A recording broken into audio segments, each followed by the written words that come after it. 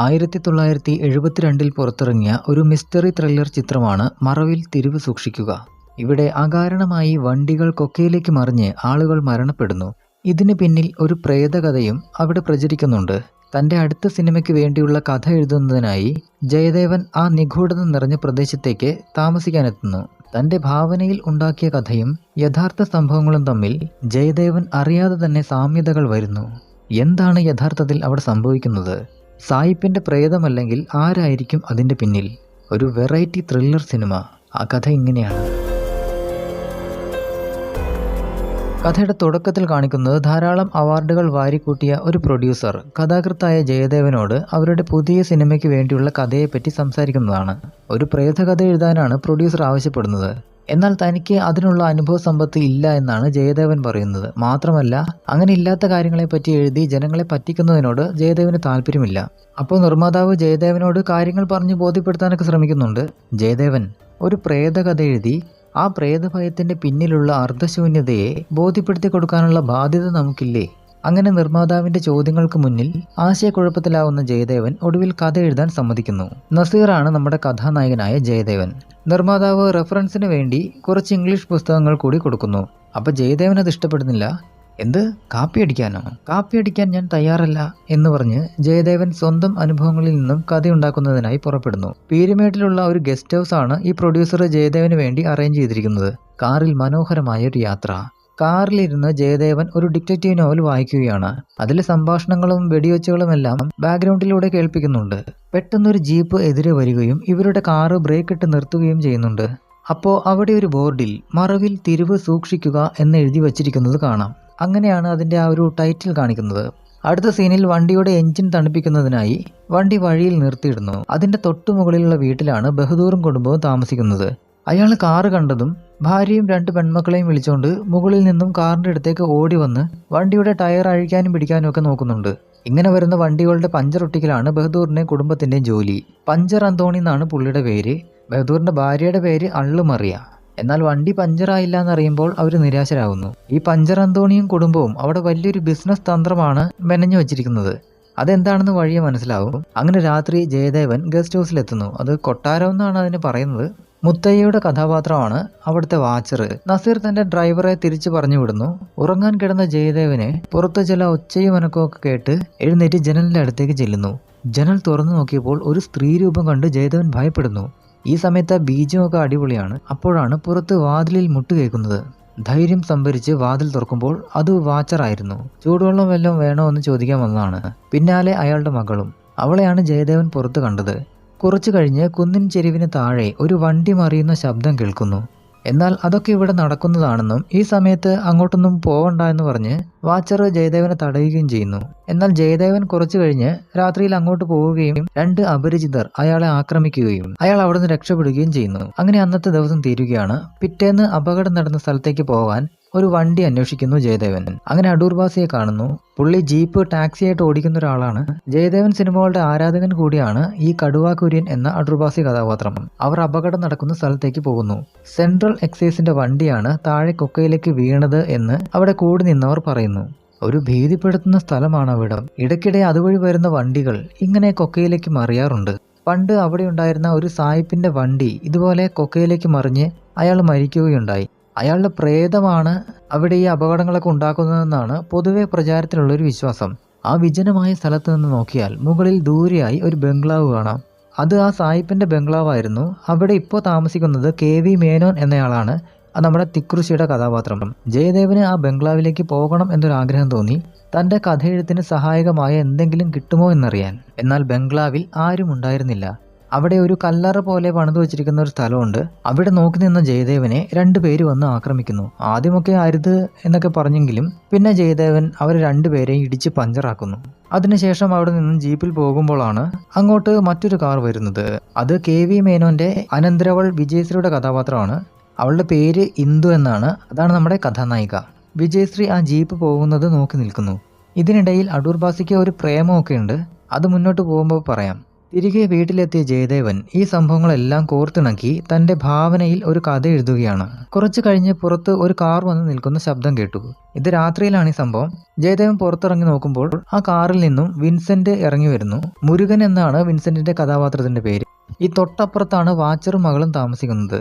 മുരുകനെ കണ്ടതും മകൾ മാലു സ്നേഹത്തോടെ ഓടി വന്ന് അയാളോട് കളിച്ചും ചിരിച്ചും വർത്താനമൊക്കെ പറഞ്ഞ് നേരെ വീട്ടിലേക്ക് കയറി പോകുന്നു.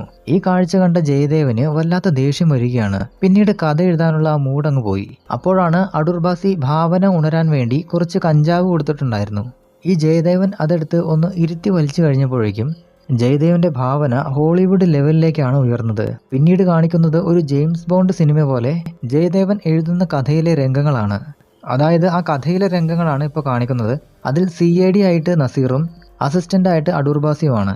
ഇവർ രണ്ടുപേരും KV മേനോന്റെ ബംഗ്ലാവിലേക്ക് പോവുകയാണ്. അവിടെ ആ ഒരു കല്ലറ പോലത്തെ ആ ഒരു സ്ഥലം അത് തുറന്ന് അവർ അകത്ത് കടക്കുകയാണ്. അവർക്ക് പല പല പരീക്ഷണങ്ങൾ നേരിടേണ്ടി വരുന്നു. ഒരു ജെയിംസ് ബോണ്ട് സിനിമയിൽ കാണുന്ന പോലെയുള്ള മോസ്റ്റ് മോഡേൺ ആയുധങ്ങളും അതുപോലെ തന്നെ ലോക്ക് തുറക്കുന്ന സാധനങ്ങളൊക്കെ ഈ CID ജയദേവന്റെ കയ്യിലുണ്ട്. അതുപോലെ തന്നെ ഈ ട്രാൻസിസ്റ്റർ ബോംബ് അങ്ങനെ എന്തോ പണ്ടാരൊക്കെ ഉണ്ട്. പിന്നീട് അവിടെ ഭയങ്കര ഒരു വെടിവെപ്പ് രംഗമാണ് നമ്മൾ കാണാൻ പോകുന്നത്. ഈ ജയദേവൻ എഴുതുന്ന കഥയിലെ വില്ലനായി തിക്കുറിശ്ശിയെയാണ് കാണിക്കുന്നത്. അതായത് ഈ KV മേനോന്റെ കഥാപാത്രം. ശരിക്കും അയാൾ അങ്ങനെയാണോ അല്ലയോ എന്നൊന്നും ജയദേവന് അറിയില്ല. പക്ഷേ പുള്ളിയുടെ ഭാവനയിൽ ചുമ്മാ ഇങ്ങനെ എഴുതി വെക്കുന്നതാണ് അതൊക്കെ. അത് കഴിഞ്ഞ് പിറ്റേന്ന് ഈ KV മേനോൻ ജയദേവനെ കാണാനായിട്ട് വീട്ടിലേക്ക് എത്തുകയാണ്. ഇന്നലെ വീട്ടിൽ വന്നപ്പോൾ തന്റെ ജോലിക്കാർ അയാളെ ആക്രമിച്ചതിന് ക്ഷമ ചോദിക്കുന്നു അദ്ദേഹം. ജയദേവന്റെ പേഴ്സ് അവിടെ കളഞ്ഞു പോയായിരുന്നു. അതിൽ നിന്നാണ് ഇന്നയാളാണ് ഇവിടെ വന്നത് എന്ന് മനസ്സിലായത്.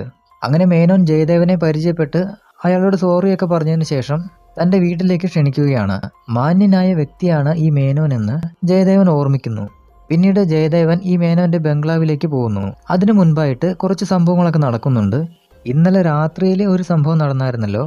ഈ വാച്ചറുടെ മകളുടെ അടുത്തേക്ക് രാത്രിയിൽ വിൻസെന്റിന്റെ മുരുകൻ വന്ന രംഗം അറിയാലോ. ഇതിൽ ക്രുദ്ധനായ ജയദേവൻ പിറ്റേന്ന് മാലുവിനെ വഴക്കു പറയുകയാണ്. ഈ വാച്ചറോടും ചൂടാവുന്നുണ്ട്. മകളെ കൂട്ടിക്കൊടുത്ത് ജീവിക്കാൻ നാണമില്ലടോ ചെറ്റേ എന്ന രീതിയിലാണ് ജയദേവൻ കാര്യങ്ങൾ പറയുന്നത്. അപ്പോഴാണ് ഈ വാച്ചർ പറയുന്നത് ഈ മുരുകൻ അയാളുടെ അനന്തരവനാണ്. മകൾ മാലുവും ഈ മുരുകനും തമ്മിൽ കല്യാണം തീരുമാനിച്ചതാണ് എന്നൊക്കെ. അല്ലാതെ അതിൽ കുഞ്ഞു കരുതുന്ന പോലെ തെറ്റായിട്ടൊന്നുമില്ല എന്ന് പറയുകയാണ്. അങ്ങനെ ജയദേവന്റെ തെറ്റിദ്ധാരണ മാറി അവരോട് ക്ഷമ പറയുകയാണ്. ഈ മാലുവിനെ ജയദേവൻ ഒരു പെങ്ങളെ പോലെയാണ് കാണുന്നത്. ഇനി ബഹദൂറിന്റെ സെക്ഷനിലേക്ക് വരാം. ഇപ്പൊ കാണിക്കുന്നത് താഴെ ഒരു കാറ് പഞ്ചറായി. ബഹദൂറും കുടുംബവും ഓടിയെത്തി പണി തുടങ്ങി. തമ്പിയങ്ങുന്ന് എന്ന് പറയുന്ന ഒരാളുടെ കാറാണ് പഞ്ചറായത്. കാറിൽ ഒരു ചൈനക്കാരനുണ്ട്. അവരെന്തോ അത്യാവശ്യമായിട്ട് തിരുവനന്തപുരത്തേക്കോ മറ്റോ പോകുന്ന വഴിയാണ്. പഞ്ചർ ഒട്ടിച്ച് പൈസ കൊടുത്തപ്പോൾ ചില്ലറയില്ലായിരുന്നു. 2 രൂപ എന്തോ ആണ് ഈ പഞ്ചറിന്റെ പണിക്കാശ്. തമ്പി 100 രൂപയാണ് കൊടുത്തത്. ബാക്കി പൈസ തിരിച്ചു കൊടുക്കാനായിട്ട് അവരുടെ കയ്യിൽ ചില്ലറ ഉണ്ടായിരുന്നില്ല. നിന്റെ കയ്യിലുണ്ടോടി മറിയേ എന്ന് ഈ അന്തോണി ഭാര്യയോട് ചോദിക്കുമ്പോൾ എന്റെ വായിലിരിക്കുന്നൊന്നും കേൾക്കരുത് എന്നാണ് അവർ റിപ്ലൈ തരുന്നത്. ഈ തമ്പി അങ്ങൊന്നിന് സമയമില്ലാത്തതുകൊണ്ട് ഈ പഞ്ചർ ഒട്ടിച്ചതിന്റെ പൈസ അയാളുടെ ഓഫീസിൽ വന്ന് വാങ്ങിക്കോളാൻ പറഞ്ഞിട്ട് അയാൾ വണ്ടി എടുത്തുകൊണ്ട് പോവുകയാണ്. ഈ ബഹദൂറിനും ഭാര്യയ്ക്കും മറ്റൊരു പേരും കൂടിയുണ്ട്. അത് ഞാൻ നേരത്തെ പറഞ്ഞല്ലോ, പഞ്ചർ അന്തോണി അള്ളു മറിയ. അതായത് ഇവർ തന്നെ അള്ളു വെച്ച് വണ്ടി പഞ്ചറാക്കും. എന്നിട്ട് ഇവർ തന്നെ ഓടി വന്ന് ഒട്ടിച്ചു കൊടുത്ത് പൈസ മേടിക്കും. അതാണ് പരിപാടി. ഈ ചാണകത്തിൽ അള്ള് ഒളിപ്പിച്ച് വെച്ചിട്ട് റോഡിന്റെ പല ഭാഗങ്ങളിലായിട്ട് ഇങ്ങനെ വിന്യസിച്ച് പോകും. അവരുടെ ഈ 2 പെൺമക്കളാണ് കൊട്ടയിൽ ചാണകവുമായിട്ട് ഇങ്ങനെ ഇട്ടിട്ട് പോകുന്നത്. ഈ മക്കളിൽ ഒരാളായ ശ്രീലതയുമായിട്ടാണ് അടൂർബാസിക്ക് പ്രേമം. ഇവർ തമ്മിൽ വഴിയിൽ വെച്ച് കാണുമ്പോൾ ആ പോകുന്ന വഴിയിൽ ഇന്ന സ്ഥലത്തൊക്കെ ഞാൻ അള്ളിട്ട് വെച്ചിട്ടുണ്ട്, അപ്പോൾ അത് നോക്കി വേണം പോവാൻ എന്നൊക്കെ പറയുന്നുണ്ട്. ഇതനുസരിച്ച് ജീപ്പ് പാമ്പ് പോലെയൊക്കെയാണ് അടൂർബാസി ഓടിച്ചു പോകുന്നത്. ഈ ഭാസിയുടെ കടുവാക്കുര്യൻ ശ്രീലതയെ കാണാനായിട്ട് ഇടയ്ക്ക് എന്തെങ്കിലുമൊക്കെ പറഞ്ഞുകൊണ്ട് പഞ്ചറന്തോണിയുടെ വീട്ടിലേക്ക് വരും. അതൊക്കെ നല്ല അടിപൊളി രംഗങ്ങളാണ്. ആ വളവിൽ വെച്ച് വണ്ടികൾ ആക്സിഡന്റ് ആവുന്നുണ്ട്. അതിന്റെ രഹസ്യമൊക്കെ പിന്നീട് പറയാം.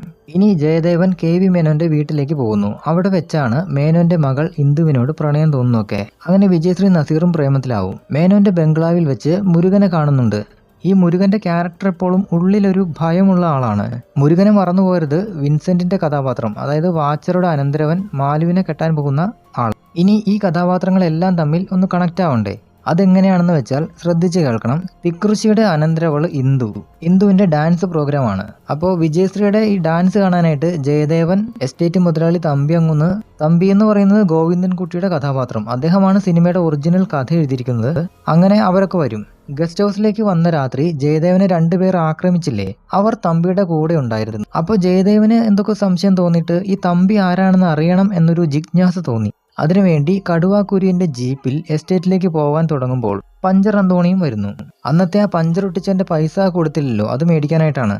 അങ്ങനെ അവർ 3 പേരും കൂടി അങ്ങോട്ട് പോകുന്നു. ഈ തമ്പിയുടെ ഓഫീസിൽ വെച്ചും മുരുകനെ കാണുന്നുണ്ട്. ജയദേവനെ കണ്ട മുരുകൻ പെട്ടെന്ന് തന്നെ അവിടുന്ന് പോവുകയാണ്. കയ്യിലൊരു പെട്ടിയും ഉണ്ട്. അപ്പോൾ ജയദേവന് സംശയം തോന്നുവാണ്, എന്താ ഈ മുരുകനെ എല്ലായിടത്തും കാണുന്നുണ്ടല്ലോ, ഇവൻ എന്താണ് പണിയെന്ന് ഒരു പിടുത്തമില്ല. അങ്ങനെ ജയദേവൻ വാച്ചറോടും മകളോടും ചോദിക്കുന്നുണ്ട്, ഈ മുരുകൻ എന്താണ് ജോലി, അവനെ പല ആവശ്യമില്ലാത്ത സ്ഥലങ്ങളിലും വെച്ച് കാണുന്നുണ്ടല്ലോ എന്നൊക്കെ. അപ്പോൾ അവർക്ക് ഇതിനെപ്പറ്റി വലിയ ധാരണയൊന്നും ഉണ്ടായിരുന്നില്ല. അപ്പോൾ ഇവർ 3 പേരും ഈ തമ്പിയെ കണ്ട് തിരിച്ചു വരുന്ന വഴിക്ക് ഇവരെ അപായപ്പെടുത്താനായിട്ട് തമ്പി ഗുണ്ടകളെയൊക്കെ അയക്കുന്നുണ്ട്. ഒരു വെടിവെപ്പും ചേസും ഒക്കെ അവിടെ സംഭവിക്കുന്നുണ്ട്. ഈ സ്റ്റണ്ടും സോങ്ങും ഒക്കെ ഇതിൽ ഇടയ്ക്കിടയ്ക്ക് വന്നു പോകുന്നുണ്ട്. പിന്നെ കാണിക്കുന്നത് ഈ ജയദേവന് മുരുകന് സംശയമുണ്ടെന്ന കാര്യം മുരുകൻ KV മേനോന്റെ അടുത്ത് പറയുന്നു. ഈ ജയദേവൻ ഒരു CID ആണോ എന്ന് സംശയമുണ്ടെന്നും പറയുന്നുണ്ട്. അപ്പോൾ ഈ KV മേനോന് തൻ്റെ രഹസ്യങ്ങളെല്ലാം പുറത്തു വരുമോ എന്ന ഒരു ആശങ്ക ഉണ്ടാവുകയാണ്. ഈ സമയത്താണ് ജയദേവന്റെ സിനിമയുടെ കഥയെപ്പറ്റി ഒരു വിവരണം പത്രത്തിൽ അച്ചടിച്ചു വരുന്നത്. അപ്പോൾ അനന്തരവൾ ഇന്ദു വലിയ സന്തോഷത്തോടെ KV മേനോന്റെ അടുത്ത് ഇത് വായിച്ചു കേൾപ്പിക്കുകയാണ്. അതിൽ കള്ളക്കടത്തും കള്ളനോട്ടടിയും ഒക്കെ മറയാക്കി ഉഗ്രപ്രതാപവാനായി കഴിയുന്ന മാന്യതയുടെ കുപ്പായമണിഞ്ഞ ഒരു എസ്റ്റേറ്റ് ഉടമയെക്കുറിച്ചാണ് പറയുന്നത്. അതുകൂടി ആയപ്പോൾ തിക്കുറിശി തനി വില്ലനിലേക്കുള്ള ഒരു ട്രാൻസ്ഫർമേഷൻ നടത്താനുള്ള തയ്യാറെടുപ്പിലേക്ക് വരികയാണ്. ജയദേവനും ഇന്ദുവും തമ്മിൽ ഇഷ്ടത്തിലാണെന്ന് മേനോൻ അറിയുന്നു.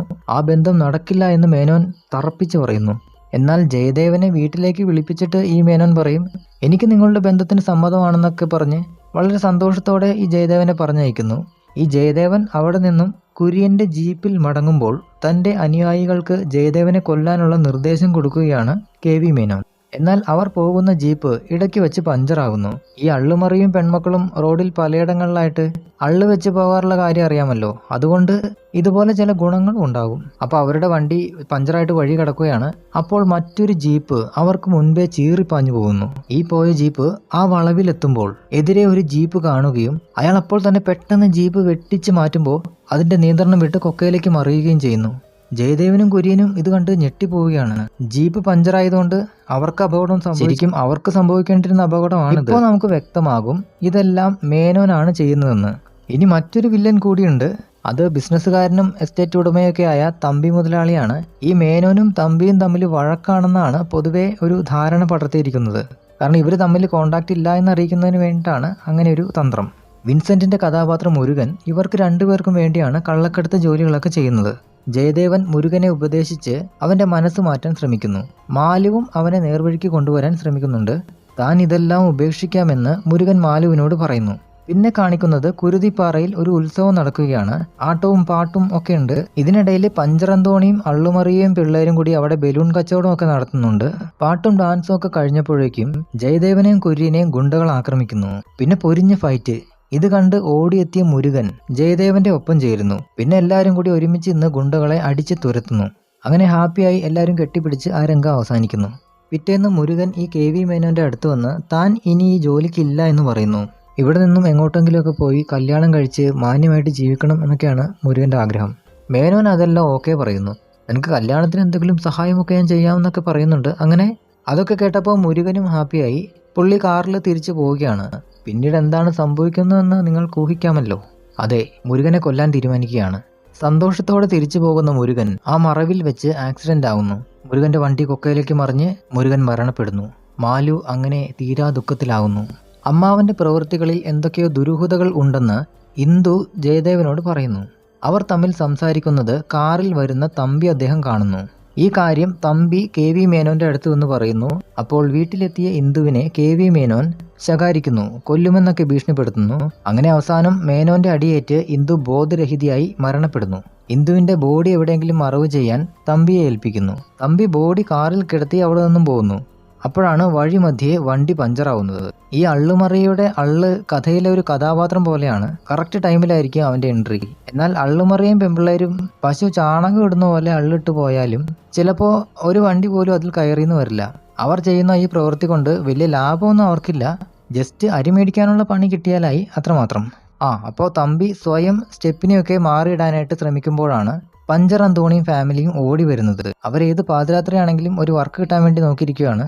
അപ്പോഴാണ് വണ്ടിയിൽ കിടക്കുന്ന ഇന്ദുവിനെ അവർ കാണുന്നത്. എന്നാൽ ഇന്ദു മരിച്ചിട്ടുണ്ടായിരുന്നില്ല. അവൾക്ക് ചെറിയ അനക്കമുണ്ടായിരുന്നു. ഇത് ഇന്ദു കുഞ്ഞല്ലേ, എന്താണ് സംഭവം എന്നൊക്കെ ചോദിക്കുമ്പോഴേക്കും തമ്പി ഈ ബഹദൂറിനെയും കുടുംബത്തെയും അവിടുന്ന് വിരട്ടി ഓടിക്കുകയാണ്. പിറ്റേന്ന് അന്തോണി ഈ വിവരം ജയദേവനെ അറിയിക്കുന്നു. ജയദേവനും കുര്യനും അന്തോണിയും കൂടി തമ്പിയുടെ സങ്കേതത്തിലേക്ക് വേഷം മാറി പോകുന്നു. ഇവിടെ കുറച്ച് അടിപൊളി സംഭവ ബഹുലമായ രംഗങ്ങളൊക്കെ കാണാം. ഈ നസീറും ബഹദൂറും അടൂർബാസിയും കൂടി വേഷം മാറിയിട്ടുള്ള കുറച്ച് കളികളൊക്കെയാണ്. അതിനുശേഷം തമ്പിയെയും മറ്റേ ചൈനക്കാരനെയും, ചൈനയാണോ എന്തോ ദക്ഷിണ കൊറിയോ അങ്ങനെ എന്താ പറയണേ, അവിടെ നിന്ന് കണ്ടു വന്ന ആളാണ്. പറവൂർ ഭരതനാണ് ആ ക്യാരക്ടർ അവതരിപ്പിക്കുന്നത്. ഇവരെ രണ്ടുപേരെയും കെട്ടിയിട്ടിട്ട് ഇന്ദുവിനെയും കൊണ്ട് ജയദേവനും അന്തോണിയും കുര്യനും അവിടുന്ന് രക്ഷപ്പെടുകയാണ്. ഇതിനിടെ നസീറിന്റെ ഈ ജയദേവന്റെ സഹോദരിയുടെ മകൻ ഒരു ചെറിയ കൊച്ചാണ്. അവൻ തൻ്റെ അമ്മാവനെ കാണാനായിട്ട് ഈ ഗസ്റ്റ് ഹൗസിലേക്ക് വരുന്നത് കാണിക്കുന്നുണ്ട് ഒരു കാറിൽ. അത് ഇതിനൊക്കെ മുമ്പ് കാണിക്കുന്ന രംഗമാണ്. അപ്പോൾ ഇവർ തമ്പിയുടെ അടുത്തുനിന്ന് രക്ഷപ്പെട്ടു പോകുമ്പോൾ തമ്പി വയർലെസ്സിലൂടെ തൻ്റെ അനുയായിക്ക് നിർദ്ദേശം കൊടുക്കുന്നുണ്ട്. Thampi calling, Thampi calling, RS3 on the line, RS3 on the line, jeep number 5910 അല്ല, ജീപ്പ് നമ്പർ 5910 ഡിസ്പേഴ്സ്, അങ്ങനെ എന്തോ ഒരു കോഡ് ഭാഷ പറയും. അവരുടെ ജീപ്പ് വളവിൽ എത്തുന്ന സമയത്ത് അതാ വേറൊരു ജീപ്പ് ഹെഡ്ലൈറ്റ് തെളിച്ചുകൊണ്ട് ആ മറവിലേക്ക് പ്രത്യക്ഷപ്പെടുന്നു. പെട്ടെന്ന് ഇത് കണ്ട് ഞെട്ടിപ്പോയ നസീർ ബ്രേക്ക് ചവിട്ടി വണ്ടി നിർത്തുന്നു. അവരെല്ലാവരും ഇങ്ങനെ ഞെട്ടിത്തെറിച്ച് നിൽക്കുമ്പോൾ ഫ്രണ്ടിൽ വന്ന ജീപ്പ് ഒരു സൈഡിലേക്ക് നീങ്ങി പോകുന്നതായിട്ടാണ് കണ്ടത്. അപ്പോഴാണ് അതിന്റെ രഹസ്യം എന്താണെന്ന് അവിടെ കണ്ടെത്തുകയാണ്. അത് യഥാർത്ഥ ജീപ്പല്ല, ജീപ്പിന്റെ ഒരു മോഡലാണ്. ഹെഡ്ലൈറ്റ് ഒക്കെ വെച്ച് ഉണ്ടാക്കിയിരിക്കുന്നതാണ്. അവിടെ മല തുരന്ന് ഒരു തുരങ്കം പോലെ ഉണ്ടാക്കിയിട്ട് ഇത് അവിടെ ഒളിപ്പിച്ചു വെച്ചിരിക്കുകയാണ്. മറ്റു വണ്ടികൾ ആ മറവിലെത്തുമ്പോൾ ഈ കൃത്രിമ ജീപ്പിന്റെ മോഡൽ അതിന്റെ മുമ്പിലേക്ക് തള്ളിവിടും. അപ്രതീക്ഷിതമായി ഒരു വണ്ടി മുന്നിൽ കാണുമ്പോൾ എതിരെ വരുന്ന വണ്ടി വെട്ടിക്കുകയും കൊക്കയിലേക്ക് വീഴുകയും ചെയ്യുന്നു. ഈ KV മേനോന്റെയും തമ്പിയുടെയും വയർലെസ് നിർദ്ദേശപ്രകാരം തുരങ്കത്തിന്റെ ഉള്ളിൽ ഒരാളിരുന്നാണ് ഇതൊക്കെ മെക്കാനിക്കലായിട്ട് ഓപ്പറേറ്റ് ചെയ്യുന്നത്. ഇവരുടെ കള്ളക്കടത്ത് പ്രവർത്തനങ്ങൾക്ക് എതിരായി നിൽക്കുന്നവരെയാണ് ഇവരിങ്ങനെ അപായപ്പെടുത്തുന്നത്. തുടക്കത്തിൽ സെൻട്രൽ എക്സൈസിന്റെ വണ്ടി കൊക്കയിലേക്ക് വീണത് ഓർക്കുന്നുണ്ടാവും. അതുപോലെ ഇവരുടെ ഈ പ്രവർത്തനങ്ങൾക്ക് എതിരെ നിൽക്കുന്നവരെയാണ് ഈ ഒരു ജീപ്പിന്റെ ട്രിക്ക് ഉപയോഗിച്ച് കൊല്ലപ്പെടുത്തുന്നത് അല്ലെങ്കിൽ അപായപ്പെടുത്തുന്നത്. അങ്ങനെ രഹസ്യമൊക്കെ കണ്ടെത്തി അവർ ഗസ്റ്റ് ഹൗസിലേക്ക് പോകുമ്പോഴാണ് ജയദേവന്റെ സഹോദരിയുടെ മകനെ അവിടെ നിന്ന് ആരോ തട്ടിക്കൊണ്ടുപോയി എന്നറിയുന്നത്. ഇന്ദുവിനെ അവിടെ നിർത്തിയിട്ട് അവർ KV മേനോന്റെ ബംഗ്ലാവിലേക്ക് പോകുന്നു. അവിടെ എത്തുമ്പോഴാണ് മേനോന്റെ യഥാർത്ഥ മുഖം കാണുന്നത്. അവിടെ ഒരു കല്ലറ പോലത്തെ സംഭവം ഉണ്ടെന്ന് പറഞ്ഞല്ലോ, അതിന്റെ അടിയിലാണ് കൊള്ളസങ്കേതം. ഈ ജയദേവൻ തന്റെ കഥ എഴുതുമ്പോൾ ഭാവനയിൽ കണ്ട പോലെ തന്നെയായിരുന്നു ആ കൊള്ളസങ്കേതത്തിന്റെ സെറ്റപ്പുകൾ. അത് നസീർ ആ കഞ്ചാവ് വലിച്ചുകൊണ്ട് കഥ എഴുതുന്ന സമയത്ത് ഈ സംഭവങ്ങളൊക്കെ അവിടെ കാണിക്കുന്നുണ്ട്. ഒരു ജെയിംസ് ബോണ്ട് ചിത്രത്തിനെ അനുസ്മരിപ്പിക്കുന്ന തരത്തിലുള്ള സെറ്റപ്പുകളൊക്കെയാണ് അപ്പോൾ അവിടെ നമ്മളെ കാണിക്കുന്നത്. നസീറിന്റെ പെങ്ങടെ മോനെ, ഈ ബൈജു മോനെ അവിടെ കെട്ടിവെച്ചിരിക്കുകയാണ്. മേനോനും തമ്പിയും അനുയായികളും ജയദേവനെ വകവരുത്താനായിട്ട് തയ്യാറെടുക്കുകയാണ്.